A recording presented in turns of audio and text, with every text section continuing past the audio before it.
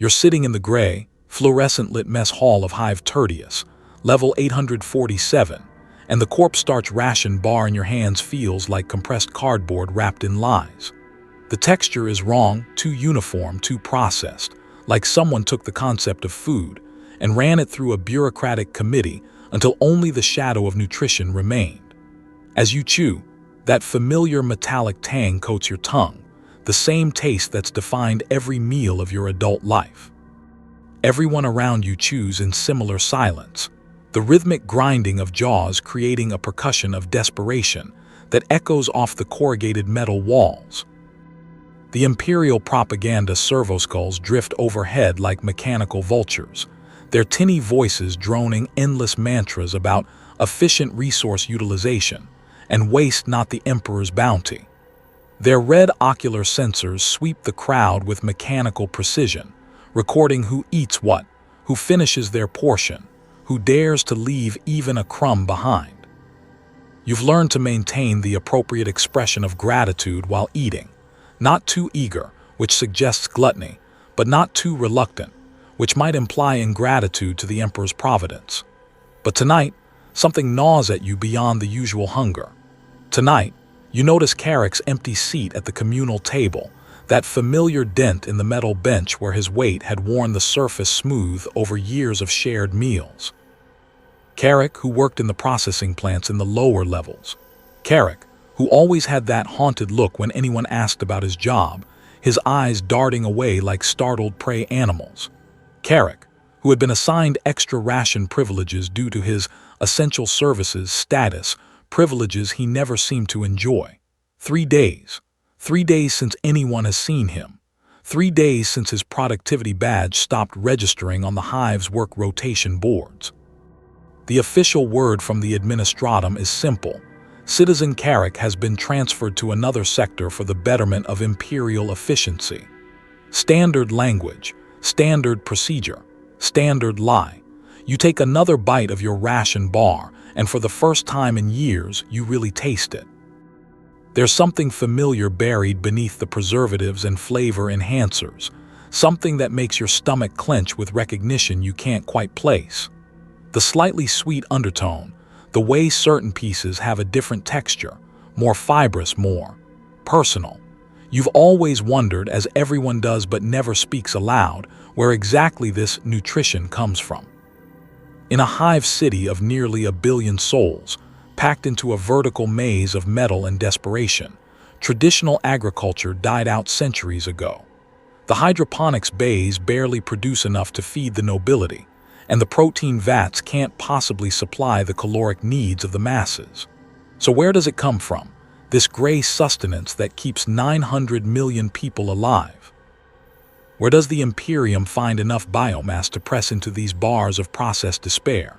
You look around the mess hall with new eyes, counting the empty seats, remembering faces that have vanished over the months. Jorik from maintenance, Sarah from the textile mills, old Henrik who used to tell stories about the surface world. All transferred, according to the records, all contributing to imperial efficiency in ways that were never quite explained. The servoskull nearest your table emits a soft chime, its mechanical voice cutting through your thoughts. Citizen, your consumption rate has decreased by 12% in the last 30 seconds.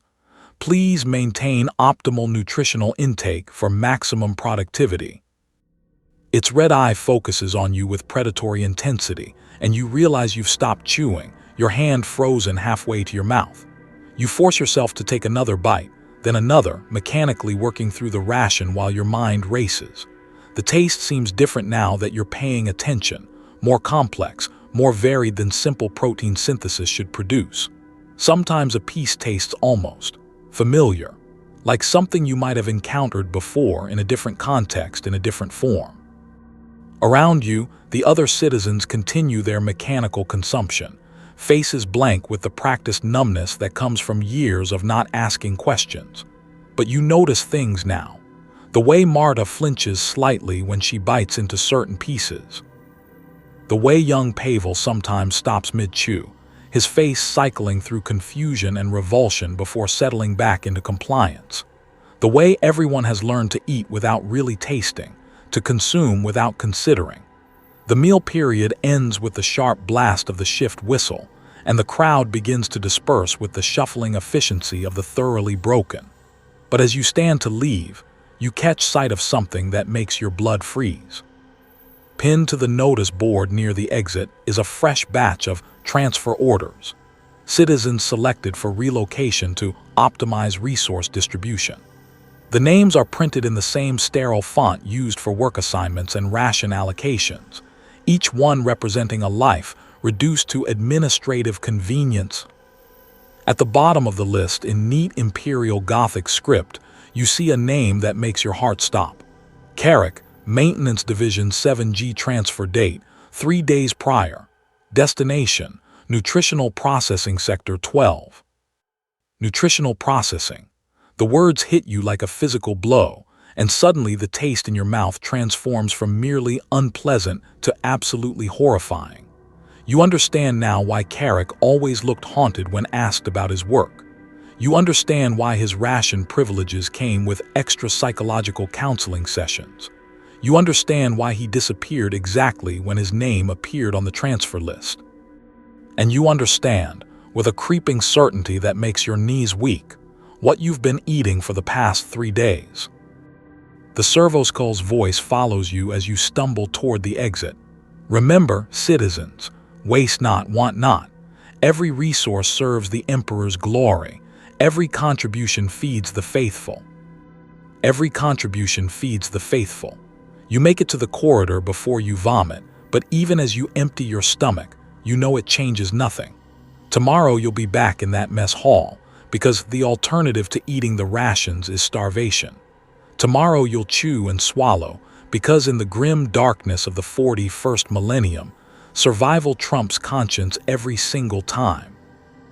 But tonight, as you lean against the cold metal wall and taste the acid burn of your own revulsion, one question echoes through your mind with terrifying clarity. When your name appears on that list, and it will, eventually, because everyone's name appears on that list, what will you taste like to the citizens who remain? The Administratum facility on level 1247 operates with the relentless efficiency of a machine designed to process souls into statistics. If you've ever wondered how an empire spanning 1,000,000 worlds manages to feed quintillions of citizens while maintaining absolute control, you need look no further than the endless rows of cogitators humming away in chambers like this one. Here, in rooms that smell of incense and ozone, the Imperium performs its greatest magic trick, transforming people into policy, citizens into statistics, lives into logistics. You are Scribe Tertius Malleus, and your job is to calculate death with mathematical precision. Your workstation occupies exactly 1-2 square meters of reinforced plasteel flooring, equipped with a standard-issue cogitator terminal, 3 data slate receptacles, and a single pick screen that displays the endless stream of numbers that define existence in Hive Tertius. For the past 12 years, you've processed what the Administratum calls resource optimization protocols, determining who lives, who dies, and who gets transformed into something that serves the greater good. Today's assignment scrolls across your screen in neat columns. Hive Tertius Population Analysis, Sector 7 Gamma, Subsection 847. The numbers are staggering, even by imperial standards. 847 billion registered citizens packed into a vertical city that stretches 12 kilometers into the polluted sky, each one requiring a minimum of 1,847 calories per day to maintain basic productivity levels. Each one consuming resources, producing waste, occupying precious space that could be better utilized for weapons manufactoriums or shrine complexes. The mathematics are simple, really. Brutally simple. Daily caloric requirements for Sector 7 Gamma, 156 trillion calories. Available agricultural output from hydroponic facilities, 247 billion calories. Protein synthesis from approved biomass sources, 398 billion calories. Import capacity from off-world agricultural worlds, 156 billion calories. Total available nutrition through conventional means, 801 billion calories. The deficit stares back at you from the screen like an accusation, 759 billion calories per day, every single day. That's enough to feed roughly 411 million people who must either find another source of nutrition or cease to be people entirely. This is where you come in. This is where the Imperium's genius reveals itself. Your fingers dance across the input device with practiced efficiency, accessing the demographic analysis protocols. Age distribution. 23% of the population is over 55, showing decreased productivity curves. Health metrics. 31% of citizens display suboptimal genetic markers indicating susceptibility to disease or reduced work capacity. Social compliance ratings. 7% of the population has registered complaints about ration quality or availability within the past standard year. These aren't people anymore. They're variables in an equation that must be solved for imperial efficiency. You pull up the Voluntary Protein Contribution Program Guidelines, a document that runs to 847 pages of regulations, procedures, and euphemisms designed to make murder feel like mathematics. The language is beautiful in its precision, clinical in its coldness. Citizens don't die. They transition to alternative service categories. They don't get killed. They undergo biological resource reallocation. They don't become food. They provide enhanced nutritional supplementation for loyal imperial citizens. The program operates on a simple principle: voluntary participation with incentives for compliance. Citizens selected for protein contribution receive enhanced rations for their families, priority housing assignments, and the spiritual comfort of knowing they're serving the emperor in the most direct way possible. Those who resist face alternative encouragement methods. You access the current week selection algorithms, watching as the cogitator analyzes millions of data points to determine optimal harvest quotas. Genetic markers indicating superior flavor profiles receive priority classification. Apparently, certain hereditary traits produce more palatable results in the processing facilities. Citizens with family connections to other contributors get moved up the list, creating what the algorithmic efficiency reports call synergistic resource clusters. The very young and very old command premium processing status, their biological composition proving most compatible with advanced nutritional synthesis protocols. The screen updates with this week's selection results, and you feel the familiar numbness that comes with processing other people's death sentences. 847,000 citizens selected for immediate contribution. Another 1.2 million marked for enhanced monitoring, pending next cycle selection. The numbers work out perfectly. Enough biomass to cover the caloric deficit with a 12% surplus that can be processed into premium rations for essential personnel. But sometimes, late at night, when the hive's machinery hums around you like the breathing of a sleeping giant, you wonder about the mathematics of your own existence. Your productivity scores are adequate but not exceptional. Your genetic profile shows no particular advantages. Your social compliance rating remains high, but loyalty algorithms are notoriously unpredictable in their evaluation criteria. You are 34 years old, which puts you in the optimal processing age range.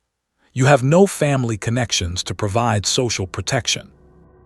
Your skill set, while useful, is hardly irreplaceable. There are thousands of other scribes who could perform your duties with minimal training periods.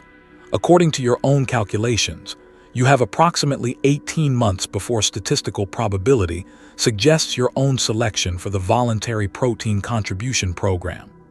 18 months before you transition from calculator to calculation, from processor to processed. The irony isn't lost on you. Every day, you help determine who dies to feed the masses. Every equation you solve brings you one step closer to becoming part of someone else's solution. You are simultaneously the architect and eventual victim of the system that keeps the Imperium fed.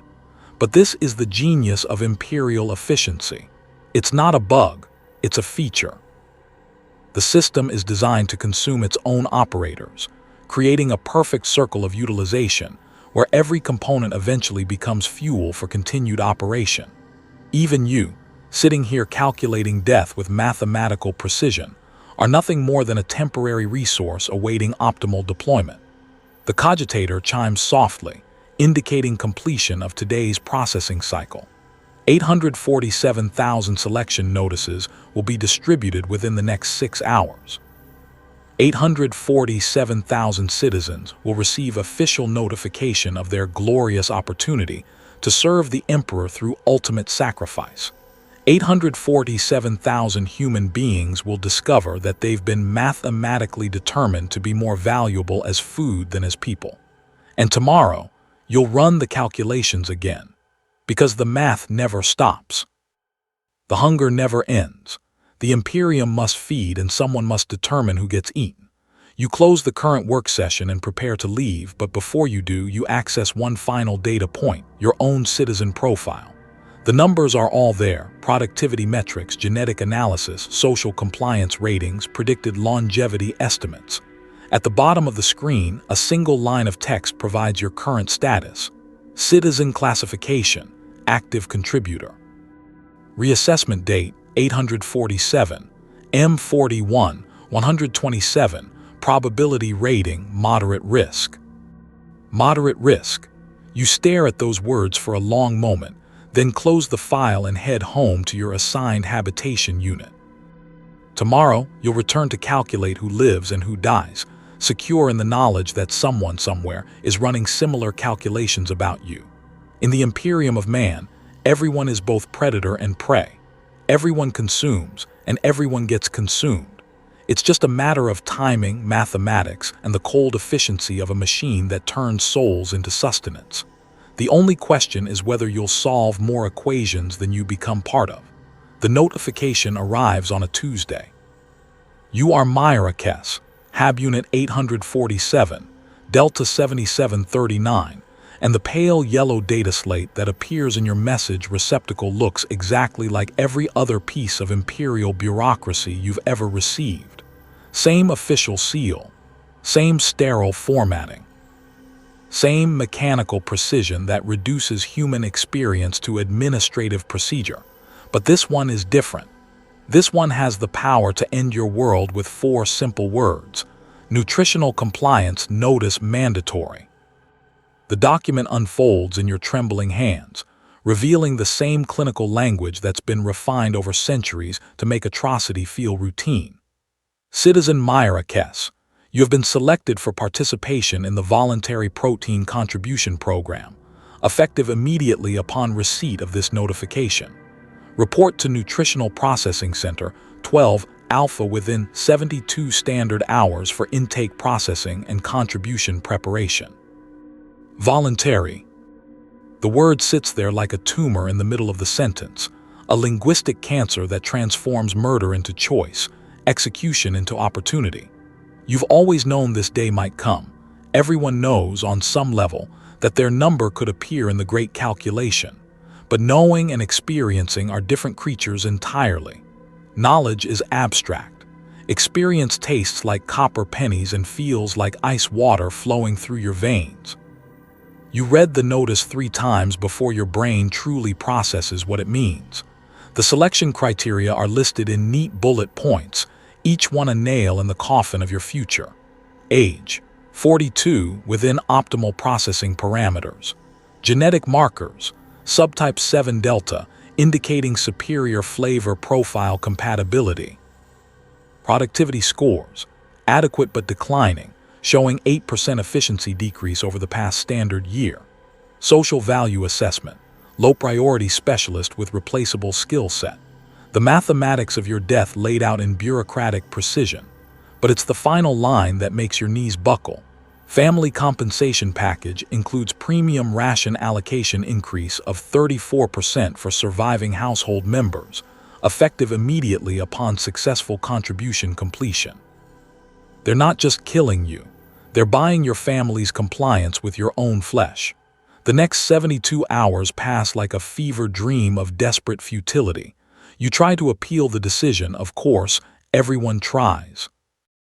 The Appeals and Reconsideration Bureau occupies 3 full levels of the administrative sector, staffed by thousands of clerks whose sole job is to process requests for review while ensuring that no appeal ever actually succeeds. The waiting room smells like fierce sweat and industrial disinfectant, packed with citizens clutching their own yellow notices, each one harboring the impossible hope that their case might be different. When your number finally appears on the call board, you're escorted to a small gray office where a bored-looking functionary reviews your file with the enthusiasm of someone auditing shipping manifests. He doesn't look at you, not really. His eyes focus somewhere around your left shoulder, as if direct eye contact might force him to acknowledge your humanity. Appeal basis. He asks, stylus poised over a pre-printed rejection form. I have dependents, you say, hating how your voice cracks. 2 children, they need me. Children receive enhanced care allocations following parental contribution, he responds without looking up. Next point. My productivity scores are within acceptable parameters. The decline is temporary. Scores indicate downward trend continuation probability of 73.6%. Optimization requires preemptive resource reallocation. Still not looking at you, still treating you like a mathematical problem to be solved. Next point.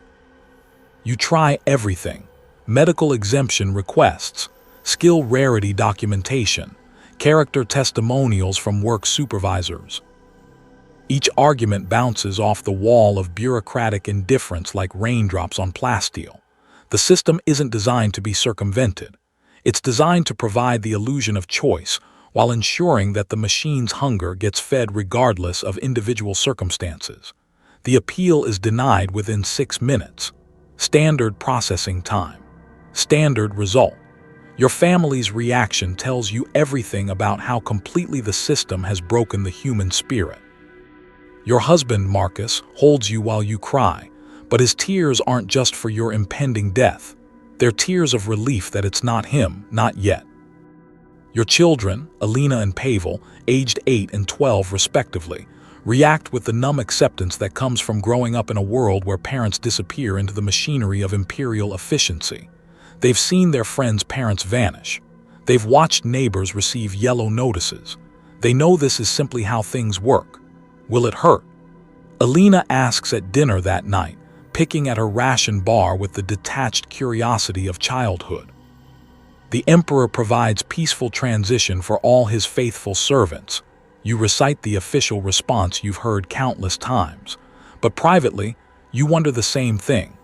The processing centers are windowless buildings that citizens enter but never leave. The sounds that emerge from them, when you listen carefully during the night shift changes, suggest that imperial efficiency doesn't prioritize comfort over speed. Your last day of freedom is spent in the mundane activities that define civilian life. You report to work. Productivity must continue until the final moment. You complete your assigned tasks, filing reports, updating databases, maintaining the bureaucratic machinery that selected you for death. Your coworkers treat you with the careful politeness reserved for the condemned, offering condolences that sound like congratulations for winning a prize nobody wants. The worst part isn't the fear.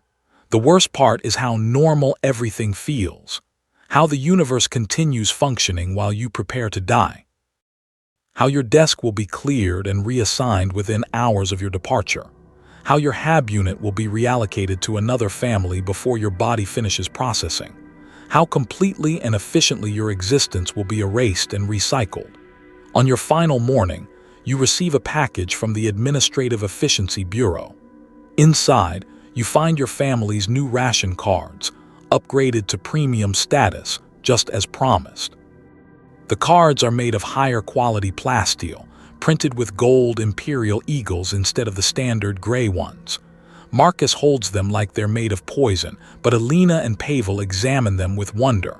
They've never seen premium rations before. Look, Pavel says, reading the fine print. These let us get protein bars with real flavor enhancers and nutrient paste with texture variety. real flavor enhancers, texture variety.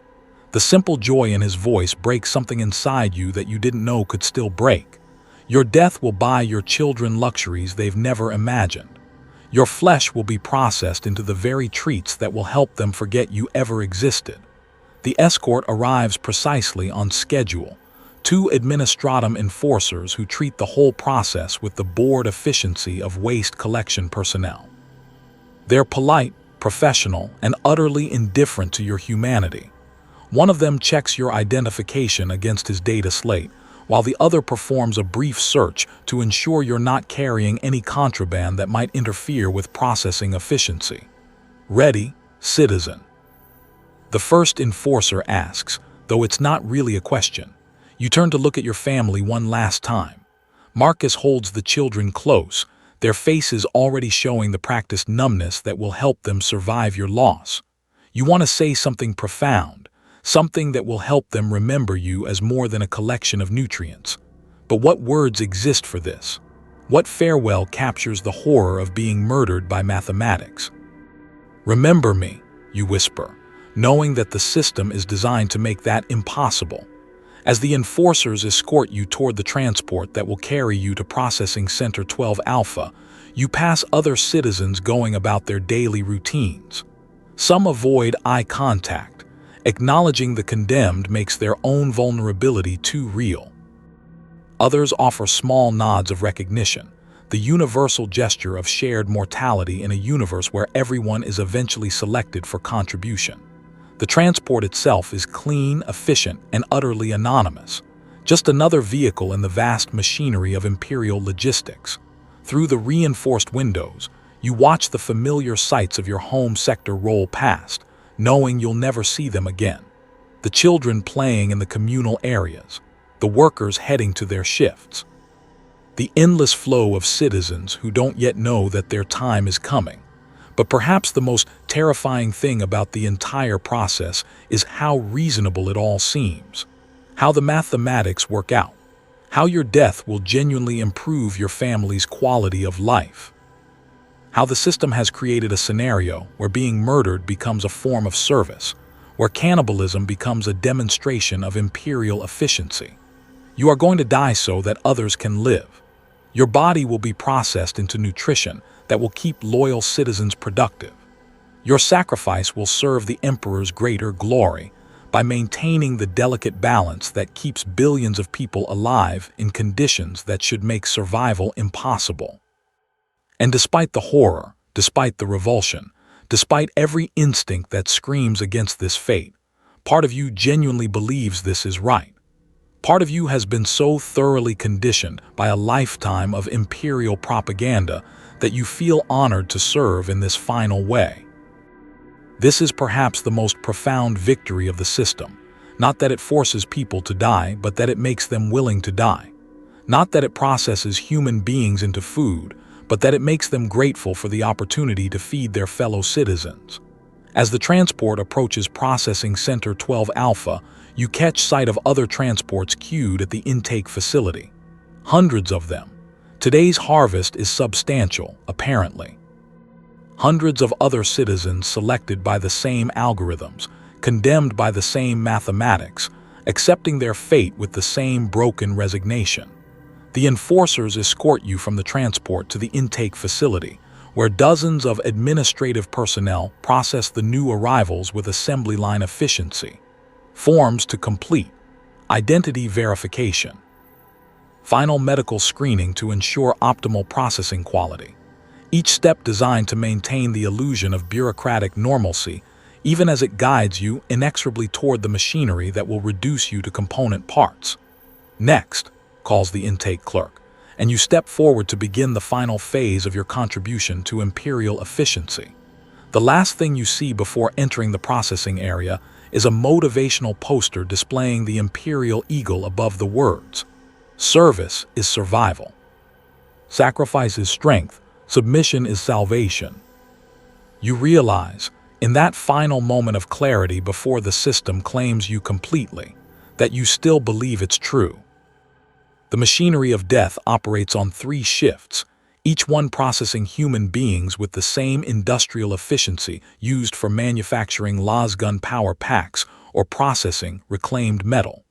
If you work in Nutritional Processing Center 12 Alpha, you learn quickly that survival depends on viewing your job as quality control rather than mass murder. The alternative is madness, and mad workers are inefficient workers. You are Technician Grade 7 Corvus Thane, and you've been feeding human beings into industrial processing equipment for 8 years, 4 months, and 17 days. Not that you're counting. Your workstation occupies the central position in Processing Bay Delta 7, surrounded by the humming machinery that transforms citizens into sustenance. The conveyor systems stretch away in both directions like metal rivers carrying their human cargo toward the various stages of biomass reclamation. Intake chutes deliver the raw material.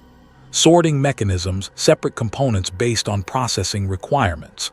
Reduction chambers handle the actual conversion from person to product. Your job is to monitor efficiency ratings and ensure optimal output quality. The work begins each shift with the same ritual, reviewing yesterday's production reports while the machinery warms up to operational temperature.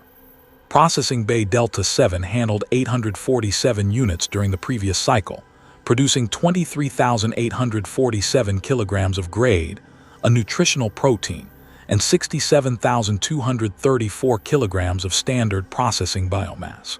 Quality control ratings averaged 94. 7% efficiency, well within acceptable parameters, though slightly below the facility average of 96. 2%. The first intake delivery arrives at precisely 06:30 Imperial Standard Time, marked by the hydraulic hiss of transport bay doors and the mechanical whine of conveyor activation.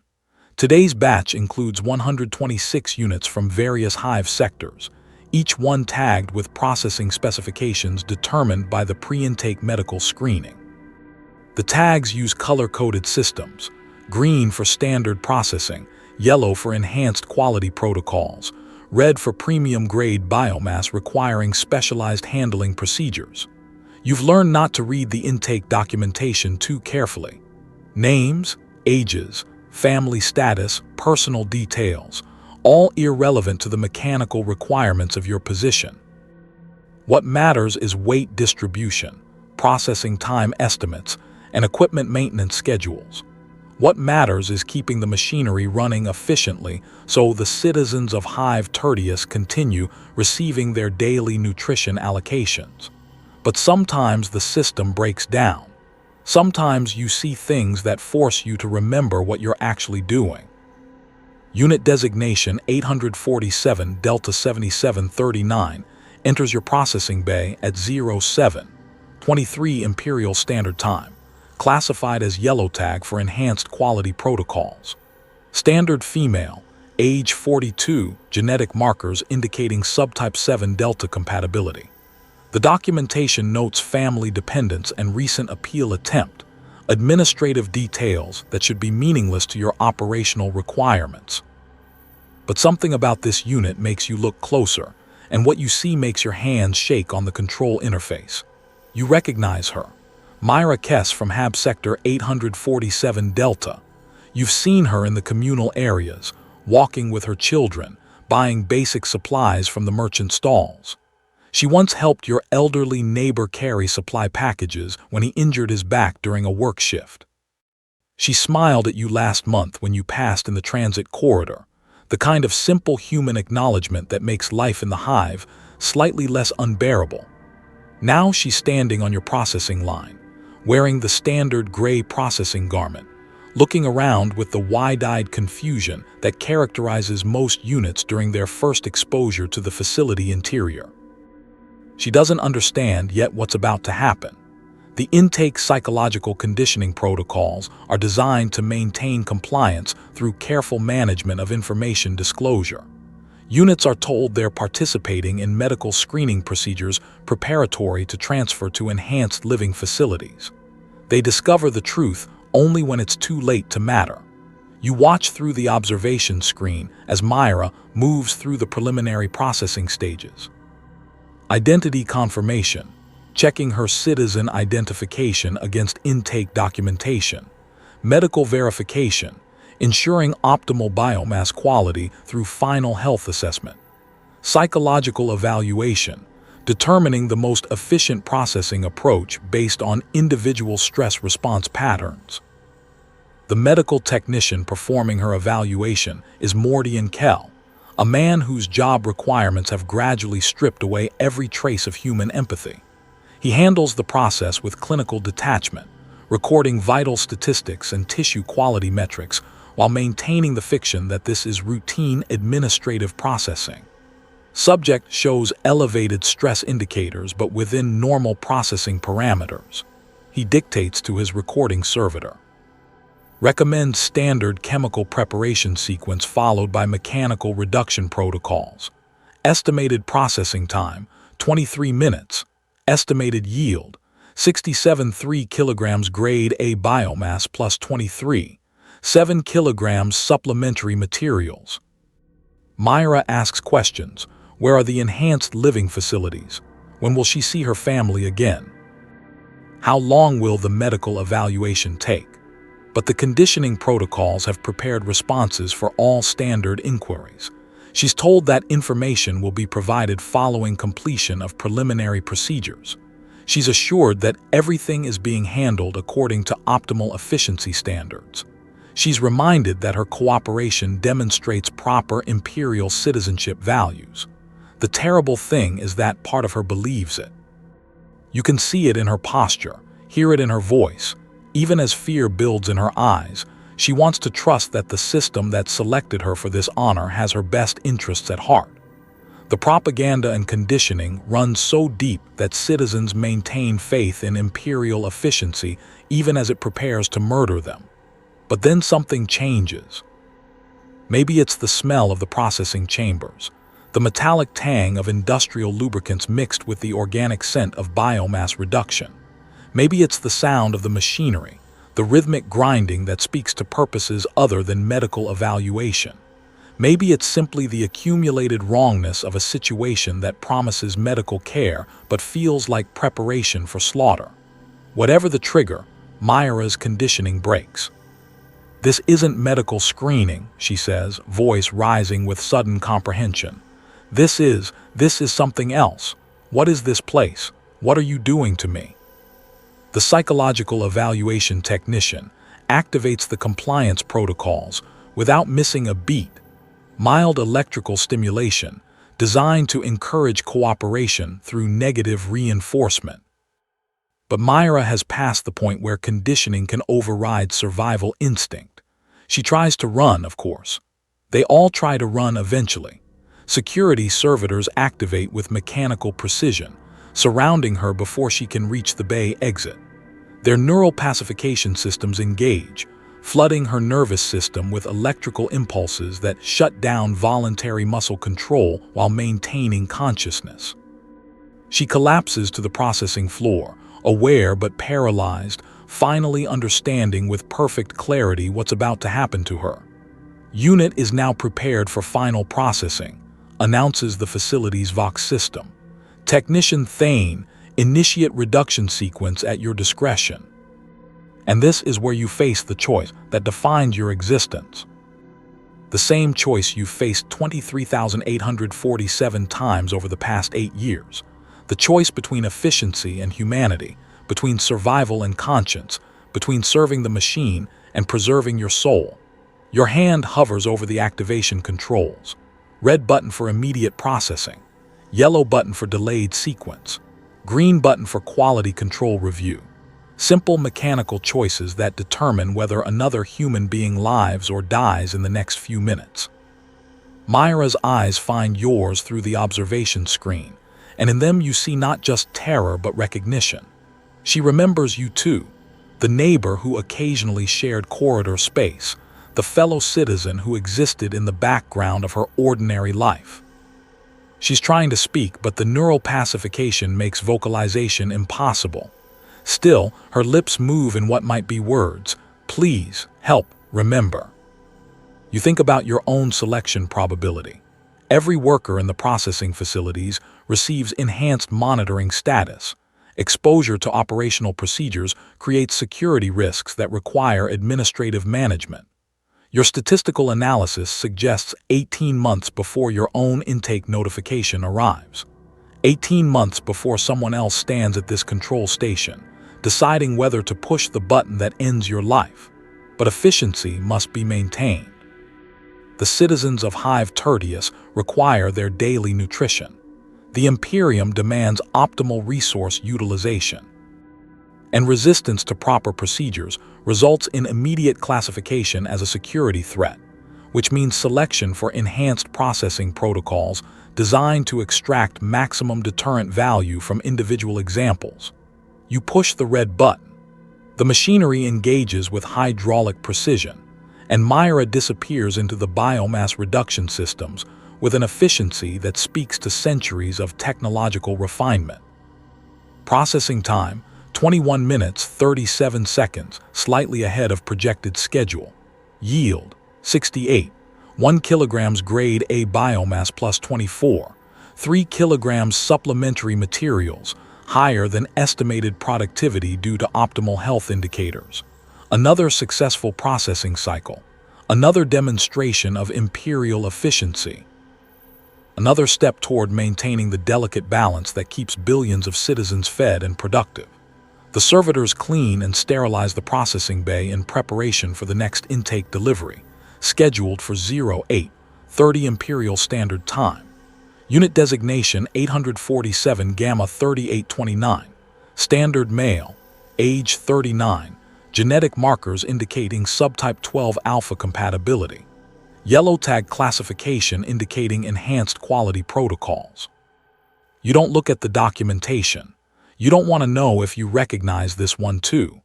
But as you prepare for the next processing cycle, you notice something that makes your stomach clench with familiar dread. The intake manifest includes a notation for priority delivery scheduled during the night shift. Unit designation 847, processing 7739K. Technician grade 7, Nutritional Processing Center 12 Alpha. Enhanced monitoring status terminated. Classification upgraded to immediate processing requirement. Your own citizen identification number. Someone, somewhere, has run the calculations and determined that your productive lifespan as a processor has reached its optimal termination point. Someone has decided that you've become more valuable as protein than as personnel. Tomorrow night, you'll walk through the same intake procedures you've administered to others. Tomorrow night, someone else will stand at your control station, deciding whether to push the button that reduces you to grade A biomass. Tomorrow night, you'll discover whether the conditioning that let you murder thousands of fellow citizens has prepared you to die with the same mechanical acceptance you demanded from them. But today, you have one more shift to complete, 17 more units to process, 17 more opportunities to feed the machine that's already decided to consume you. The machinery hums around you like the breathing of a vast metal beast, and you realize with perfect clarity that you were never its operator. You were always just another component awaiting optimal deployment. The next intake delivery arrives on schedule, and you prepare to do your job efficiently until the moment arrives to become someone else's job. In the Imperium of man, everyone serves, everyone contributes, everyone gets consumed. The only variable is timing. The transport convoy departs Nutritional Processing Center 12 Alpha at 14:30 Imperial Standard Time, carrying 3 tons of processed biomass sealed in standard Imperial logistics containers. If you're Marcus Vex, transport grade 3 with the Hive Tertius Distribution Authority, this is just another routine delivery run through the vertical maze of the city's supply networks. Cargo manifest, nutritional supplements grade A through D destination, distribution centers 7 through 23, priority level standard. You've been running these routes for 6 years, moving mysterious packages through the Hive's endless corridors, and you've learned not to ask too many questions about what you're hauling. The Imperium's logistics network operates on need-to-know principles, and transport personnel definitely don't need to know details about cargo contents. Your job is to ensure delivery integrity, maintain schedule compliance, and report any security anomalies to appropriate administrative authorities. But lately, you've started noticing things. The containers from Processing Center 12 Alpha always arrive sealed with biohazard markings and temperature control requirements typically associated with organic materials. The delivery schedules coincide with citizen disappearance, reports from your residential sector. The weight distributions seem oddly consistent with human biomass calculations you remember from mandatory education programs about imperial resource management. Today's delivery roster includes stops at 17 different distribution points throughout the middle and lower hive levels, each one serving specific population demographics based on citizen classification and productivity ratings. The routing optimization algorithms ensure efficient coverage while maintaining proper segregation between different product quality grades. Premium materials go to essential personnel and administrative staff. Standard grade supplies civilian population centers. Basic quality products serve maintenance workers and low-priority residential areas. Your first stop is Distribution Center 7 Alpha, serving administrative sector personnel with security clearance level 5 and above. The facility manager, a thin man named Corvus Theller, supervises the unloading process with the meticulous attention to detail that characterizes imperial bureaucracy at its finest. Each container gets scanned, weighed, and cataloged before entering the facility's inventory management systems. Premium grade today? Theller asks, examining the quality classification markings on the shipping manifests. According to the documentation, you respond, though you're not entirely sure what distinguishes premium from standard in this context. Processing Center 12 Alpha indicates optimal biomass quality with enhanced nutritional density ratings. Theller nods approvingly. Excellent. We've had requests from several department heads for improved protein allocation. The standard grades have been adequate, but personnel performance metrics show optimization potential through enhanced nutritional supplementation. As you help transfer the containers into the distribution facility's storage areas, you notice the careful labeling systems used to track different product categories. Color-coded tags indicate source facility, processing date, quality grade, and recommended utilization protocols. Green tags for general population distribution. Yellow tags for enhanced nutrition programs. Red tags for premium allocations reserved for essential personnel. But it's the fine print on the red tags that makes your hands shake. Source material, voluntary contribution program, genetic subtype 7 Delta through 12 Alpha. Recommended preparation, minimal processing to preserve optimal flavor profiles. Shelf life, 72 hours under standard refrigeration. Voluntary contribution program, genetic subtypes, flavor profiles. The pieces begin falling into place with horrible clarity. Your next stop is Distribution Center 12 Gamma, serving civilian residential areas in sectors 800 through 900. The facility handles much larger volumes but with less sophisticated quality control procedures. Standard gray containers get processed through automated sorting systems that divide contents into uniform portions for individual citizen allocation. The manager here, a woman named Petra Kess, supervises the operation with the tired efficiency of someone who spent too many years moving mystery products without asking uncomfortable questions. Busy day, she comments as you deliver your manifest. Third shipment this week from the processing centers. Production rates must be up. You notice something that makes your blood freeze. The name Kess matches one of the intake notifications you saw posted in your residential sector 3 days ago. Petra Kess, Myra Kess, family members probably, sister maybe or cousin. And now Petra is processing the very shipment that might contain her relative's remains. Everything all right? Petra asks, noticing your hesitation. Fine, you manage. just checking delivery schedules. But you're not fine. As you watch Petra efficiently sort containers into distribution queues, you realize she has no idea what she's handling. The system has created perfect separation between source and destination, ensuring that workers at every level can maintain psychological comfort through strategic ignorance. Petra processes nutritional supplements without knowing they come from human biomass. Citizens consume daily rations without understanding their source. Transport personnel move cargo without recognizing its contents. Everyone participates. Nobody knows. The machine operates through collective blindness. Your route continues through the day, delivering containers to distribution centers throughout the hive's vast network. Each facility handles the products slightly differently based on their target populations and available resources. Centers serving industrial workers focus on caloric density and quick preparation. Facilities supporting residential areas emphasize portion control and shelf stability. Distribution points for essential personnel prioritize flavor enhancement and nutritional optimization. But the most disturbing stop comes at Distribution Center 19 Delta, which serves the educational facilities where young citizens receive their preliminary Imperial conditioning. The facility manager, Instructor Mortius Fell, examines your delivery with particular interest, focusing on containers marked for juvenile consumption protocols. "Excellent timing," he says, reviewing the quality specifications. "We're implementing expanded nutrition programs for students showing exceptional Imperial loyalty potential.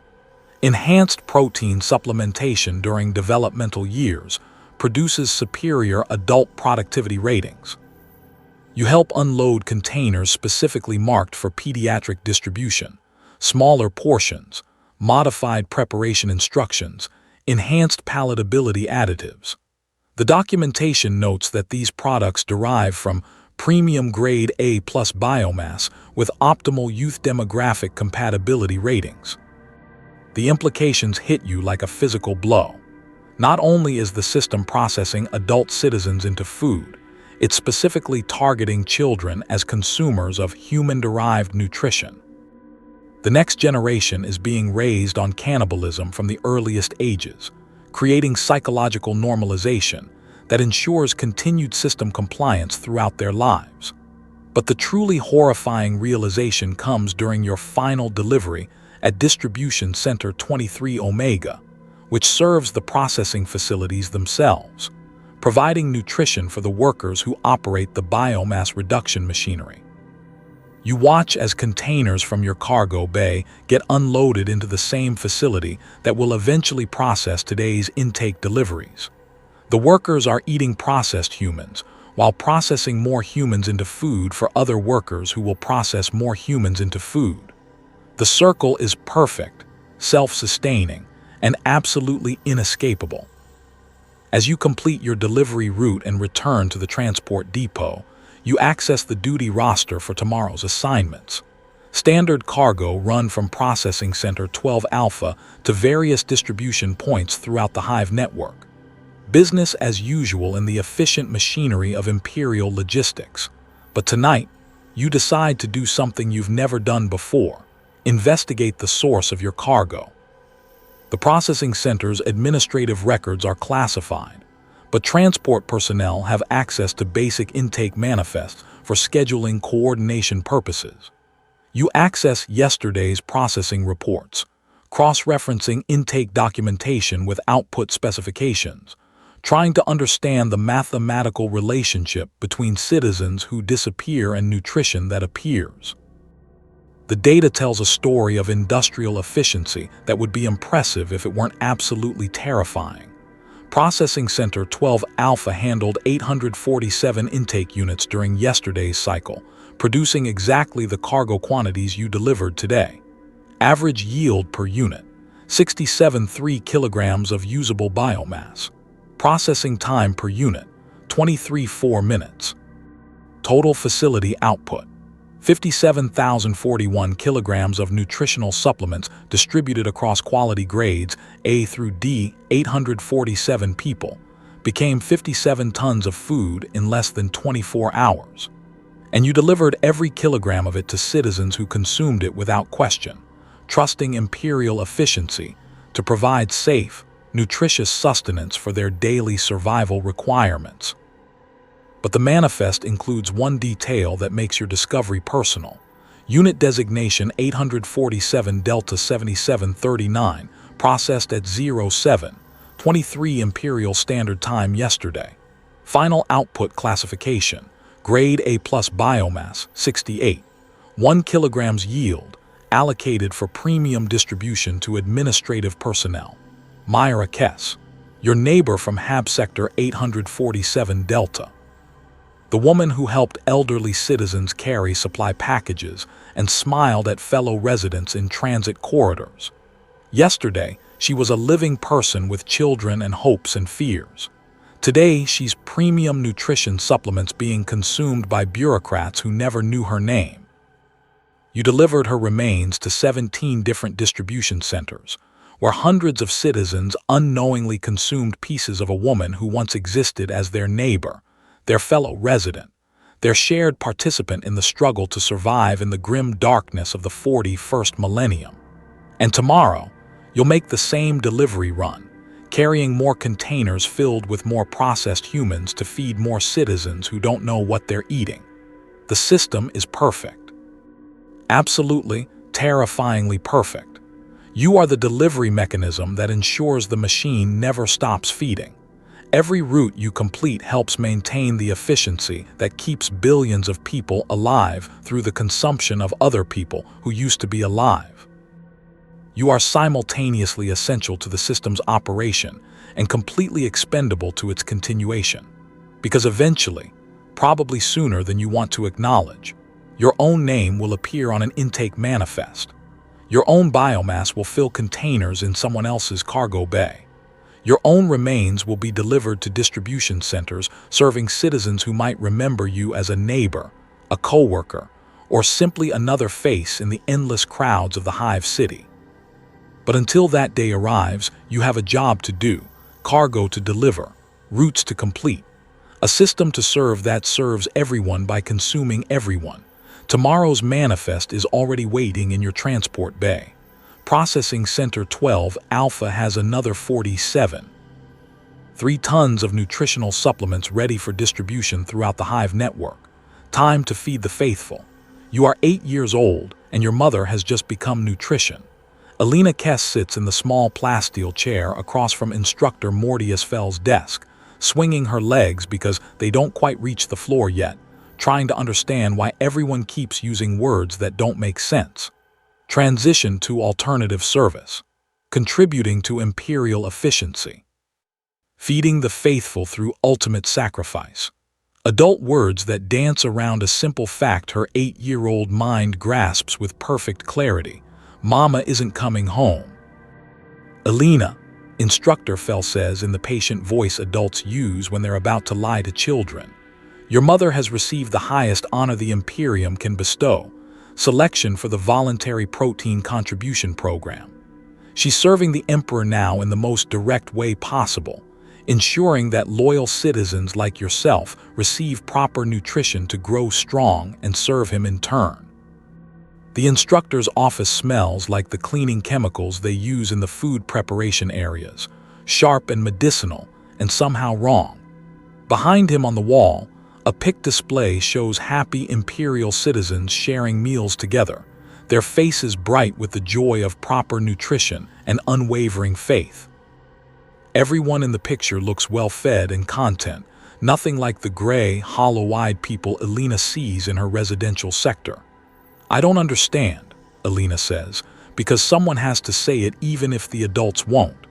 If Mama is serving the Emperor, why can't I visit her? Why won't anyone tell me where she went? Instructor Fell's smile becomes more strained, like the expression is painted on and starting to crack. Some service requires complete dedication, Alina.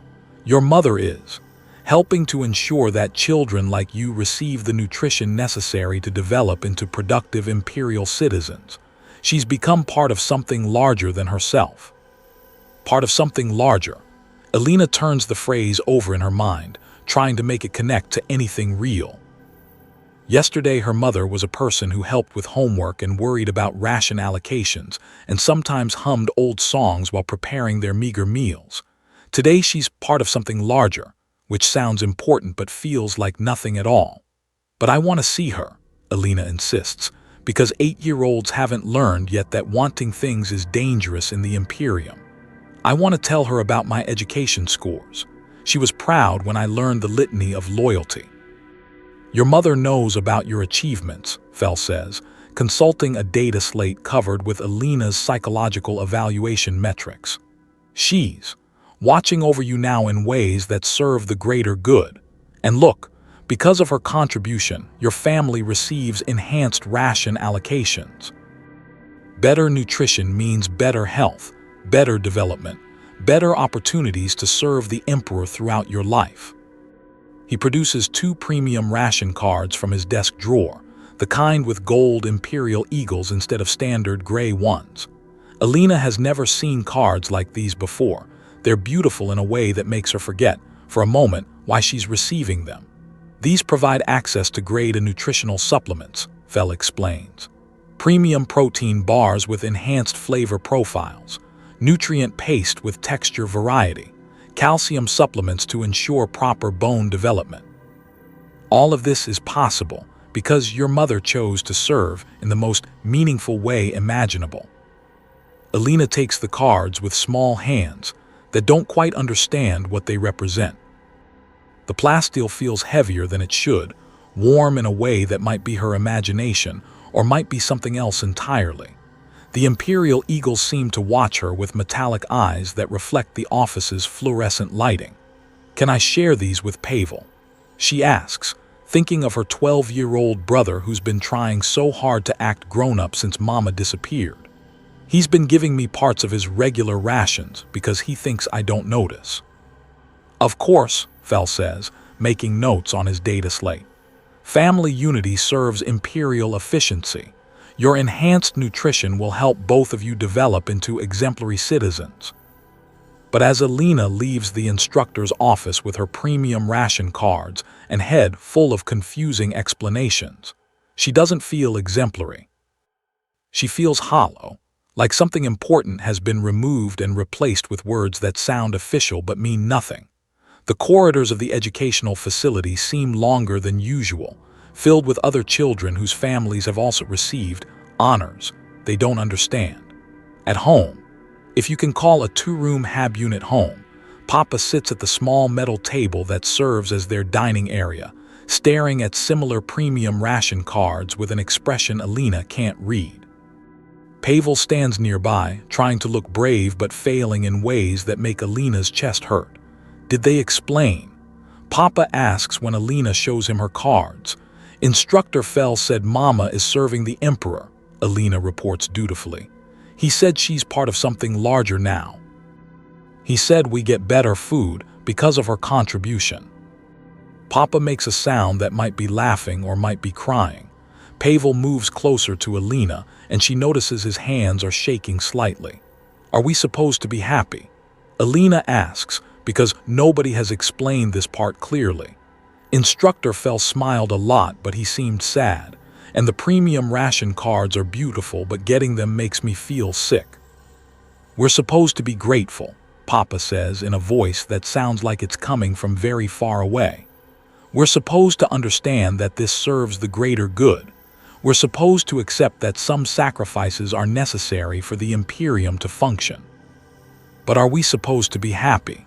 Alina presses, because 8-year-olds are relentless in their pursuit of clarity. Papa looks at her for a long moment, and Alina sees something in his eyes that she's never noticed before, a kind of brokenness that goes deeper than sadness, deeper than fear. It's the look of someone who understands terrible truths but can't speak them aloud. We're supposed to survive, he finally says. Everything else is complicated. That evening, they prepare their first meal using the premium rations. The protein bars really do have enhanced flavor profiles, subtle sweetness, improved texture, none of the chalky aftertaste that characterizes standard nutrition supplements. The nutrient paste comes in 3 different varieties, each one more palatable than anything Alina has ever tasted from Imperial food distribution systems. It's the best meal of Alina's life, and she hates every bite of it. Pavel eats mechanically, his face carefully blank. Papa chews slowly, like someone performing a necessary but distasteful duty. Nobody talks about how the food tastes better than anything they've had before. Nobody mentions that the enhanced nutrition is already making Alina feel stronger, more energetic, better able to focus during educational programming. Nobody says what they're all thinking, that improved rations shouldn't taste this good, shouldn't be this satisfying, shouldn't make them feel guilty for enjoying something that came from Mama's contribution. Over the following weeks, Alina begins to understand how thoroughly the system is designed to break resistance through benefits. The enhanced nutrition really does improve her performance in educational assessments. Her concentration increases during Imperial doctrine classes. Her physical development accelerates according to optimal citizen productivity charts. Her teachers praise her improvement, attributing it to proper nutritional supplementation and family loyalty to Imperial efficiency. But she also starts noticing things that the adults apparently don't want her to see. How other children whose families receive premium rations tend to have relatives who have transitioned to alternative service. How the taste of enhanced nutrition supplements varies in ways that suggest different source materials. How citizens who receive these benefits develop a strange reluctance to ask questions about their origins. Most disturbing of all, she begins to understand that the system is designed to make children like her complicit in whatever happened to their parents. Every premium meal she consumes represents approval of her mother's fate. Every improvement in her health and development validates the decision to sacrifice Mama for the greater good. Every bite makes her an active participant in a process she doesn't understand but increasingly suspects is horrible beyond her ability to comprehend. But the alternative to eating is starvation, and 8-year-olds have powerful survival instincts even when their consciences rebel against the means of survival. 6 months after Mama's disappearance, Alina receives her first civic responsibility assignment, helping to distribute nutrition supplements to younger children in the educational facility's primary instruction levels. The work involves sorting different grade classifications, ensuring proper portion control, and encouraging reluctant children to consume their full allocations for optimal development. As she sorts containers of grade A supplements for distribution to children whose families have recently received honors, Alina realizes with stunning clarity what the system has done to her. It has transformed her from victim to accomplice, from mourner to enabler, from daughter of the consumed to server of the consuming. She is 8 years old, and she is feeding processed humans to other children whose parents have become processed humans. She is 8 years old, and the system has made her a participant in whatever horror claimed her mother. She is 8 years old, and she understands with perfect, terrible clarity that this is how the cycle perpetuates itself. By making the victims into the victimizers, by transforming grief into gratitude, by ensuring that every generation grows up normalized to atrocities that would have driven their ancestors to revolution. But understanding doesn't mean resistance is possible. Understanding doesn't provide alternatives to survival. Understanding just makes compliance hurt more, while failing to offer any path toward refusal. That night, Alina sits at the small metal table eating her premium nutrition supplement and wondering if any part of it came from Mama. The taste is familiar now, comforting in ways that make her hate herself. The nutrition has made her healthier, stronger, better able to serve Imperial efficiency throughout her developing years.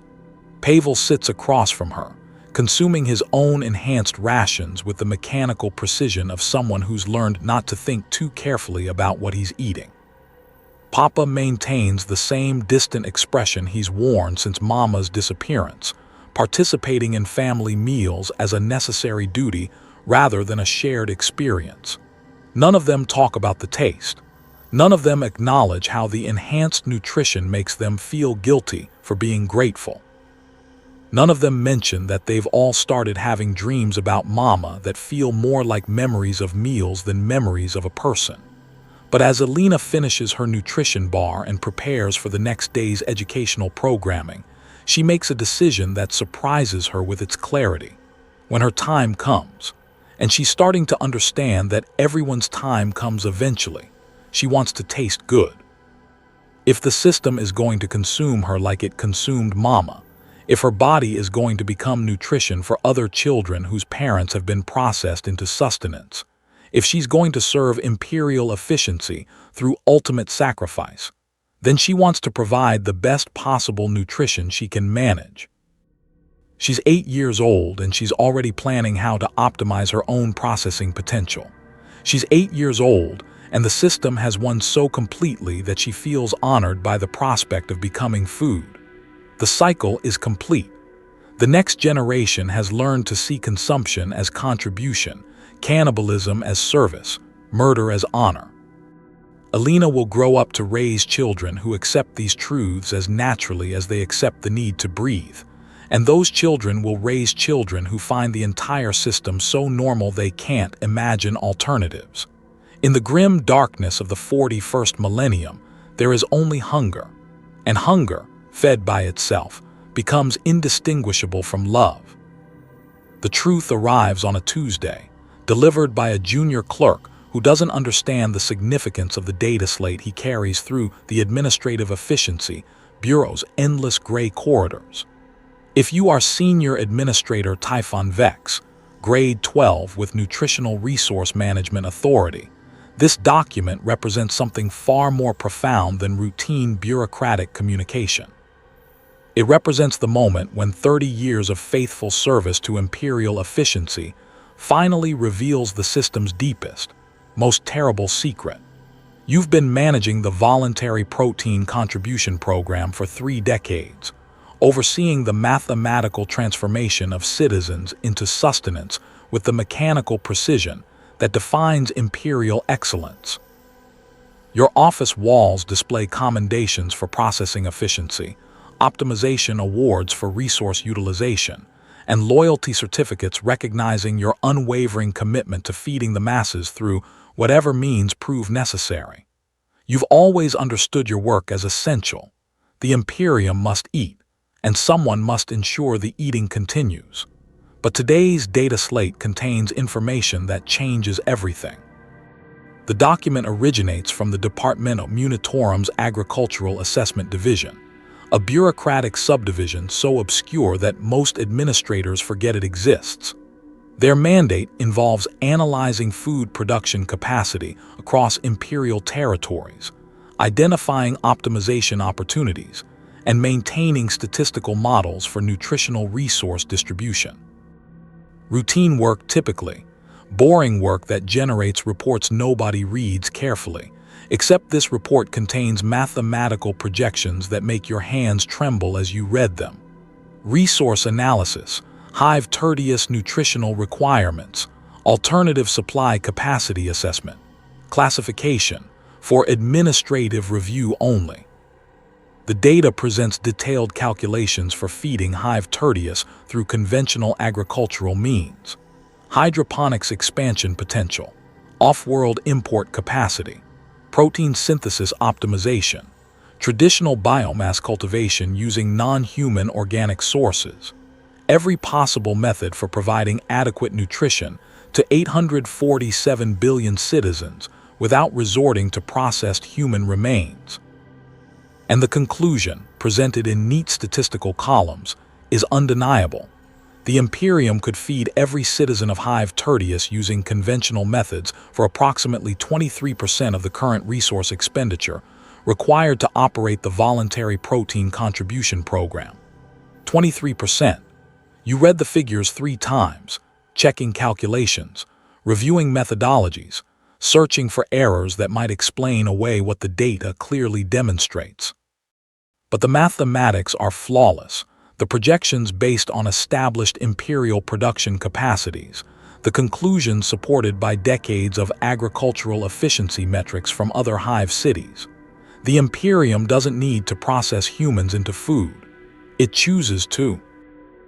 The report includes comparative analyses from 17 other major hive cities across the sector, each one presenting similar conclusions.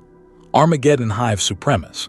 Conventional food production capacity exceeds population requirements by 67%. Necromunda Prime.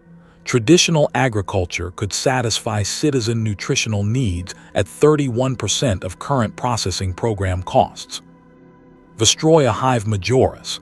Standard biomass cultivation would feed the entire population while reducing administrative overhead by 84%. Every major population center in the sector could be fed through normal means, but every major population center operates voluntary protein contribution programs instead.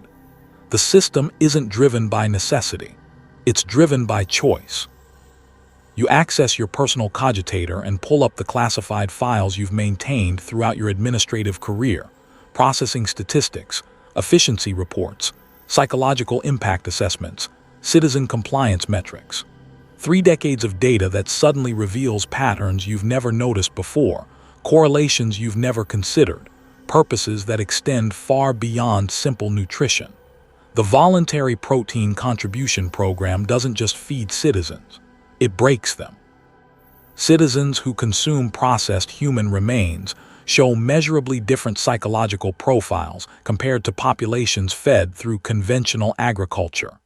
Reduced resistance to authority, increased compliance with administrative directives, decreased likelihood of rebellion or civil disobedience, enhanced acceptance of imperial doctrine regardless of personal cost. Cannibalism doesn't just provide nutrition, it provides control. The data shows clear correlations between implementation of human processing programs and reduction in civil unrest statistics. Hive cities that convert to voluntary protein contribution systems experience 89% fewer labor strikes, 76% fewer protests against administrative policies, and 94% fewer incidents of organized resistance to imperial authority. Citizens who eat their neighbors lose the psychological capacity to resist the government that feeds them their neighbors. But the most damning evidence appears in the medical assessment archives, files you've had access to for years but never examined with suspicious eyes. The voluntary protein contribution program doesn't just select citizens based on productivity metrics or genetic compatibility. The algorithms prioritize psychological profiles indicating potential for independent thought, resistance to authority, or capacity for organizing opposition to imperial policies. The system doesn't harvest excess population. It harvests troublemakers. It removes dissidents from the citizen base while simultaneously traumatizing the survivors into absolute compliance. Every person processed into nutrition was selected not because they were expendable, but because they were dangerous. Dangerous to a system that requires total obedience from populations too large to control through conventional means.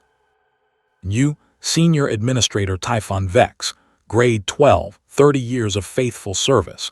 You have been the instrument of the most sophisticated population control mechanism in human history.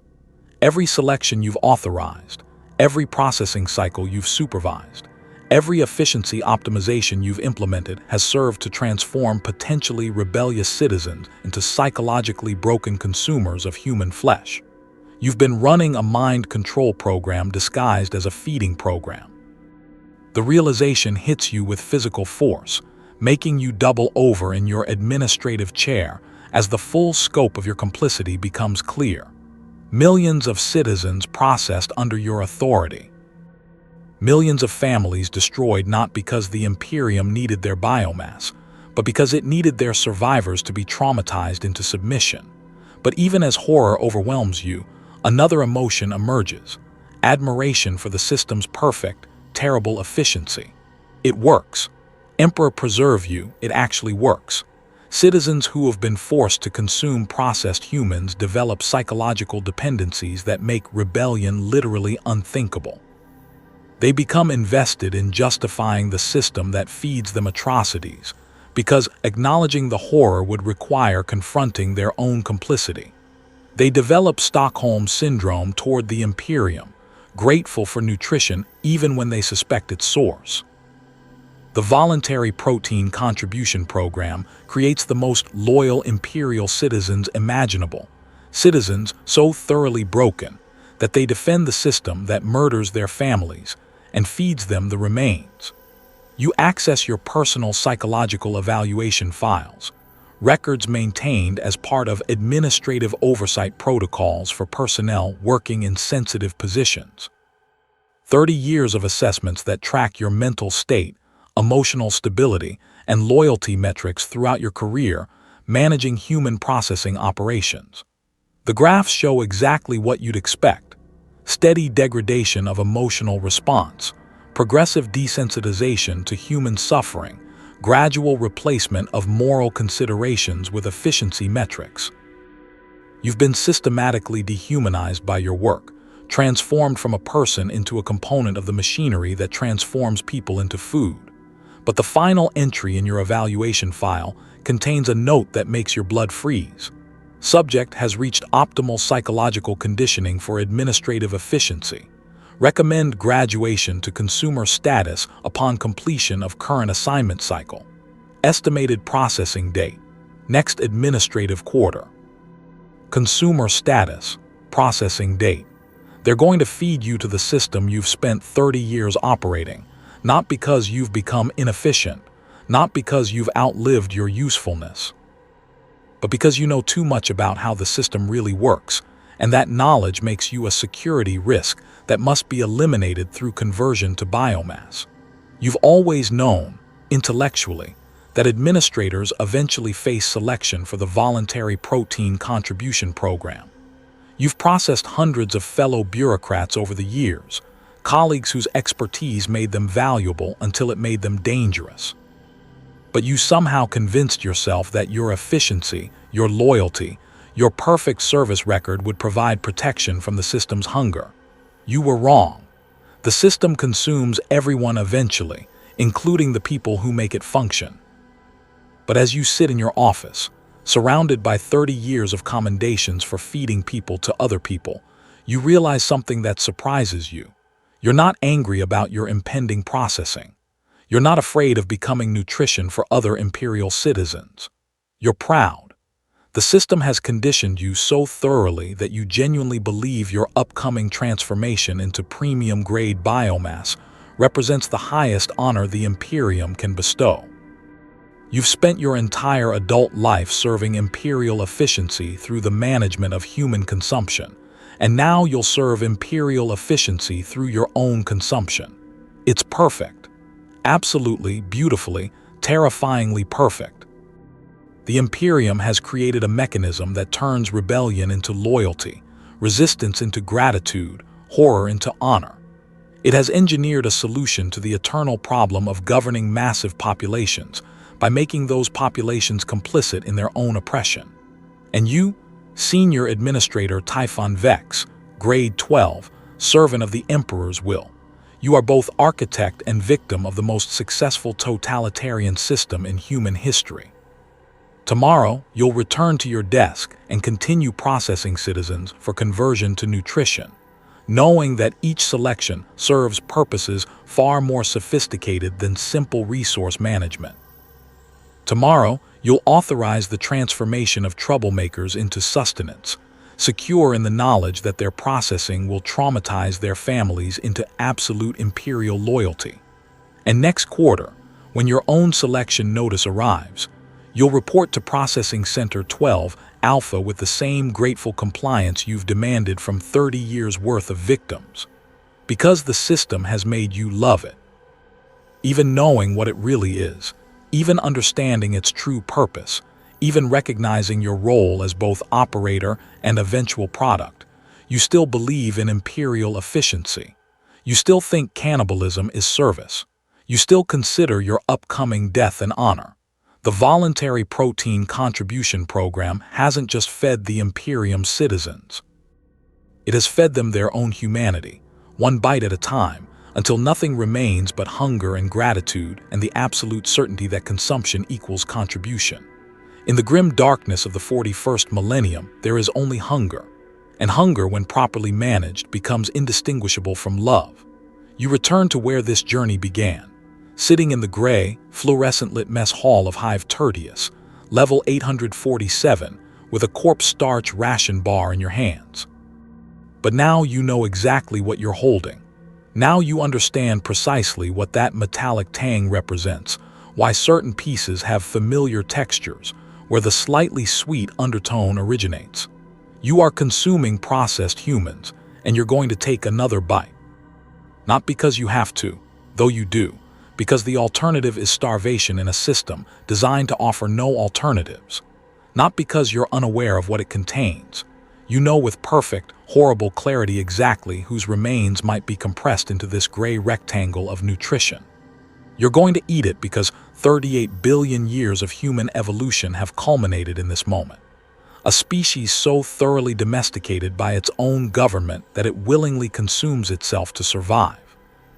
The Imperium of man has achieved something unprecedented in human history.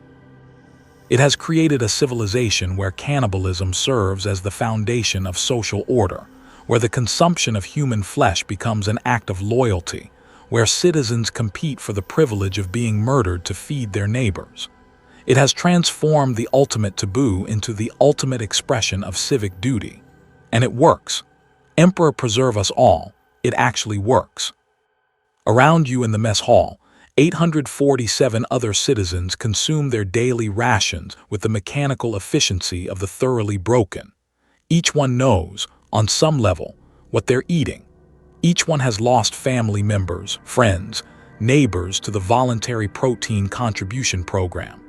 Each one understands that their survival depends on the systematic murder and processing of their fellow citizens. And each one is grateful for the privilege. This is the Imperium's greatest victory, not that it forces people to eat human flesh, but that it makes them thankful for the opportunity. Not that it processes citizens into food, but that it creates psychological conditioning so complete that victims appreciate becoming victimizers. Not that it commits genocide, but that it transforms genocide into service, murder into honor, cannibalism into communion. You think about Alina Kess, 8 years old, helping to distribute processed humans to other children whose parents have been processed into humans. You think about Marcus Vex, delivering containers of human remains to distribution centers while telling himself he's just moving nutritional supplements. You think about Technician Thane, pushing buttons that reduce people to biomass while convincing himself he's serving imperial efficiency. You think about Administrator Typhon Vex, managing the systematic murder of millions while feeling proud of his optimization statistics. Every participant in the system simultaneously perpetrator and victim, consumer and consumed, predator and prey.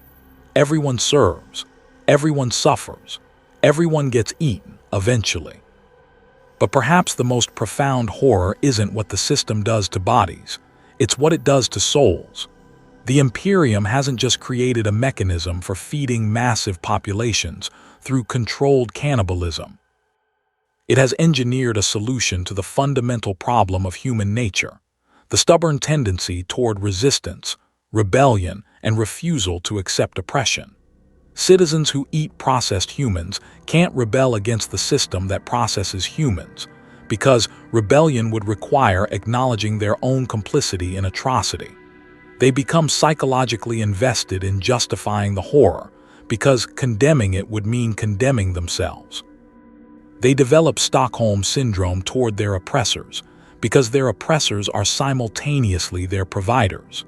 The voluntary protein contribution program creates the perfect imperial citizen, grateful for scraps, loyal beyond reason, and utterly incapable of imagining alternatives to the system that consumes them.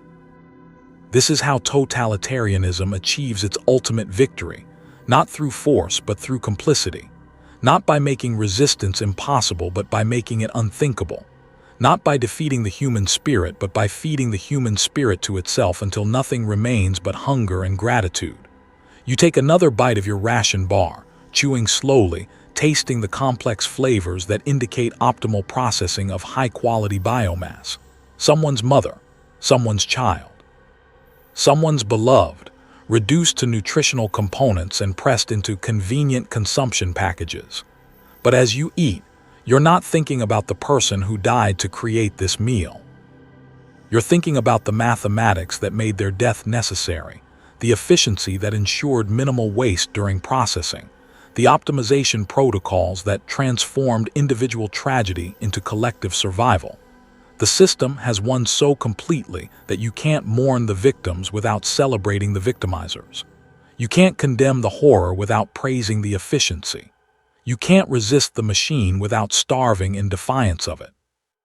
And tomorrow, when new selection notices appear on the administrative bulletin boards, when fresh intake deliveries arrive at the processing centers, when another cycle of citizens gets transformed into sustenance for other citizens, you'll participate in the system's continued operation. Because participation is survival, and survival trumps conscience every time. Maybe your name will appear on tomorrow's selection list. Maybe you'll receive that pale yellow data slate informing you of your glorious opportunity to serve through ultimate sacrifice. Maybe you'll walk through those intake procedures with the grateful compliance that 38,000 years of human civilization have culminated in producing. And if you do, you'll face that final processing with something approaching peace. Because the Imperium has given you the greatest gift imaginable, the absolute certainty that your death serves a purpose larger than yourself, that your flesh will nourish loyal citizens, that your sacrifice will maintain the delicate balance that keeps billions of people alive in a universe that wants them all dead. You'll die knowing that every bite of your processed remains will represent an act of imperial communion, a sacrament of efficiency that transforms murder into meaning. In the end, that's all anyone can ask for.